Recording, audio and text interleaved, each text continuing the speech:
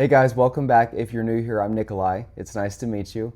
I help students and professionals go from unorganized and struggling to productive and winning so that they can achieve their goals and get balance in their life.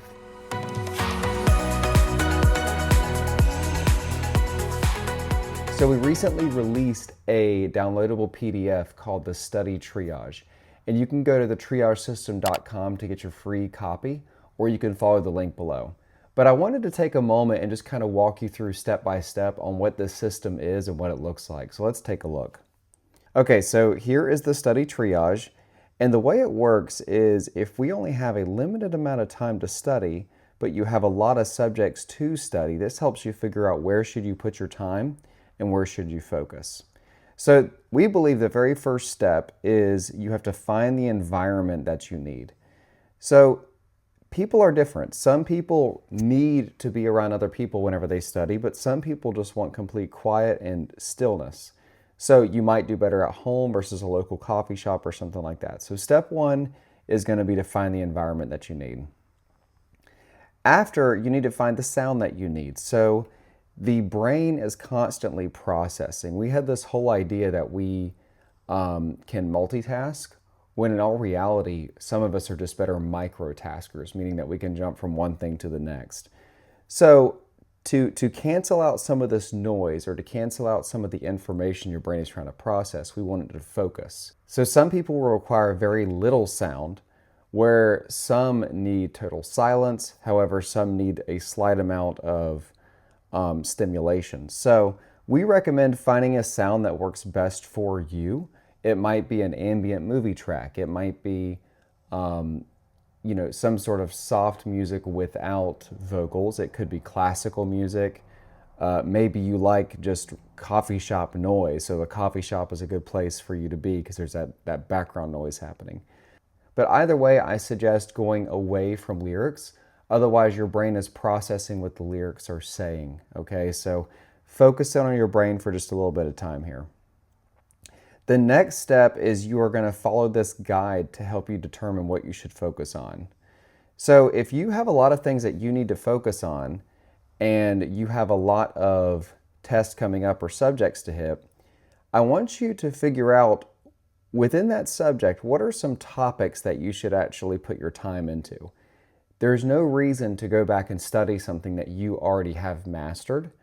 You need to hit the stuff that is uncomfortable. You need to hit the stuff that you aren't 100% on, and you need to spend a little bit more time there. So what I want you to do is you're going to take this list. On the left-hand side, you're going to list out your subjects. So let's say that you really need to study math. So you're going to put math in number one. And then over next to that where it says topics, you are going to record what you feel is the weakest topic within that subject. So maybe you're learning imaginary numbers. So you write in imaginary numbers there. Now, I want you to put number one as your worst subject, so something that needs your most attention. In the medical community, triage means that we are prioritizing which patients need to be seen over another. It's not that other things aren't important, but which person is dying versus which person has a runny nose. There's a big gap there. So what we're going to do is we're going to apply that to what you're learning here. So if math is your worst subject, I want you to put that as number one. That is your top priority. Now, whenever you go to put number two, I don't want you to put the same subject. I want you to put a different subject. Your brain needs rest. Your brain needs a moment. So we don't just want to pound 3 hours of math straight. You're not going to absorb anything that way. So I want you to put another subject here. Let's say that it is microbiology, and you want to study gut flora under the topic. So you'll put that in next to it, okay? For number three, let's say that you are going to do chemistry and you want to focus on valence electrons. You'll put that into that topic section. Now let's say that, man, my math is just horrible. Like I need to go back and revisit that. You can put math back in here. So maybe we put math in as number four. I recommend you not putting the same subject back to back. So we don't want to put math as number one and math as number two. We would need to do like math, then chemistry, then math again, or something like that. Your brain needs a moment. So step one is you're going to lay this out and actually put into words what you need to focus your time on. For step 2, now you're actually going to put this into practice. So you're going to do 45-minute blocks with a 15-minute break. That's important because what I'm asking you to do is absolutely kill it for 45 minutes, and then you're going to take a break. Your brain needs a break. Guys, we're going for longevity here. We're going for maximizing your memory capacity. So I don't want you to overload yourself in the beginning, okay? So you're going to take 45 minutes in each subject. I want you to set a timer. I do not want you to go above 45 minutes. It's okay if it's less than 45. Let's say you finish your subject in 30 minutes. It's okay that you're done in 30 minutes, but I recommend taking that extra 15 minutes to rep a little bit more. Maybe think about, okay, I've got this math problem with imaginary numbers. How else could I ask that? I want you to record your start and your stop time, as well as topics to revisit. This entire thing, we want to create a positive feedback loop. So I want you to actually record, okay, this is the time that I started this subject. This is the time that I stopped this subject. Oh, and by the way, I really don't understand this part, so I need to come back to that. And then you can just hit check whenever you're done on the left-hand side there.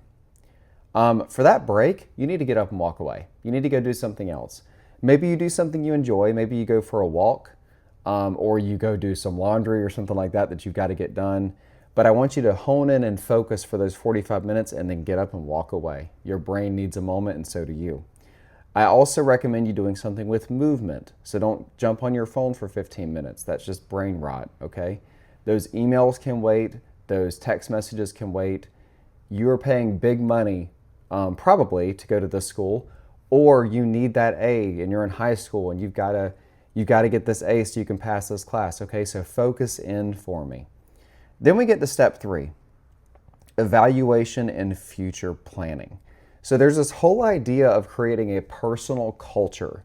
Whenever we're creating this positive feedback loop, you have to create a culture within yourself of saying, okay, I can do this. I've got this. Yeah, I didn't know this subject before, but now I have a little bit better grasp on it. And the beautiful thing about this introspection and looking at yourself is what you're saying is, listen, I got this. I understand this part, but I don't understand this part. It's kind of one of those situations to where, like, if you have too much to learn, you're not really sure where to start, this will help you focus in. So let's go back to our math problem, for example. So we get to our subject line, we put math in. New things I learned, imaginary numbers, awesome. Topics to revisit, if imaginary numbers are applied a different way, or what happens whenever we add in a parentheses or something like that. I'm not a math guy, okay? That's the whole idea. So I want you to not only write the subject down on what you did, I want you to write out and celebrate what I learned, because that's important. The whole point of this is you're learning. It is an investment, guys. The thing about investing is that you need a good ROI. That's return on investment. That's what you're able to see here. Within my investment of studying this math for 45 minutes, what was my return? Okay, now I can absolutely kill this math problem. But where do I need to spend more time next time? That's going to be our topics to revisit. I want you to do this with every single one of these. Create that positive feedback loop. And here's the thing about learning, guys. I've seen this true in paramedicine, in nursing, chiropractor. All of this is true. I've seen this in teaching martial arts, and I've also seen it in teaching piano. You don't know it until you can have a discussion about it. It's one thing to learn a random fact. It's a whole different thing to apply it. So, quick story. Whenever I was in early college, I was doing dual enrollment in high school, and I had this amazing history professor. And the way that he taught was so cool, guys. Instead of teaching about the American Revolution or teaching about the Civil War, he would insert himself into the story. Now, he wasn't like putting himself into textbooks, nothing like that, but he would talk about these generals as if he knew them one-on-one. He knew them face to face.